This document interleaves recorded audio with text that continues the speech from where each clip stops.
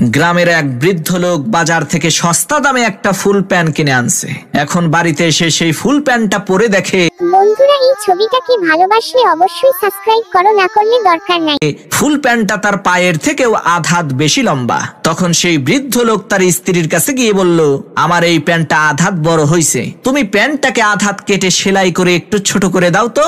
লোকটার এই কথা শুনে তার স্ত্রী বলল, শালার বুইড়ার শখ কত, এক পাও কবরে গেছে, এখন আবার তার ফুল প্যান্ট পরতে হবে, যাও এখান থেকে, আমার হাতে সময় নাই। স্ত্রীর এই ঝাড়ি শুনে সেই বৃদ্ধ লোকটি তার পুত্রবধূকে বলল, মা আমার এই প্যান্টটা আধ হাত লম্বা হয়েছে, কেটে একটু ছোট করে দাও না। পুত্রবধূ বলল, বাবা আমার হাতে সময় নাই। এরপর সেই লোকটি তার নিজের মেয়েকে বলল, মারে আমার এই প্যান্টটা আধ হাত লম্বা হয়েছে, কেটে একটু ছোট করে দাস না। তার নিজের মেয়েও বলল, বাবা আমার হাতে সময় নাই। তখন সেই বৃদ্ধ লোকটা মন খারাপ করে বাড়ি থেকে চলে গেল।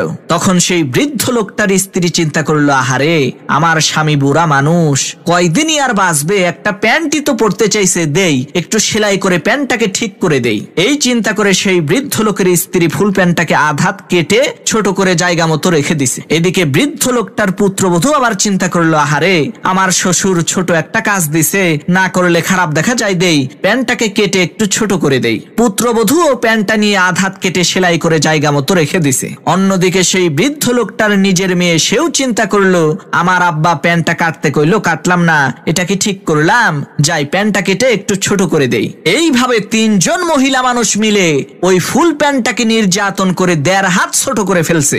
এমন সময় সেই বৃদ্ধ লোকটা বাড়িতে এসে তার ফুল প্যান্টটাকে দেখে তো অবাক, আরে সর্বনাশ, আমার ফুল প্যান্টটারে হাফ প্যান্ট বানাইছে কে?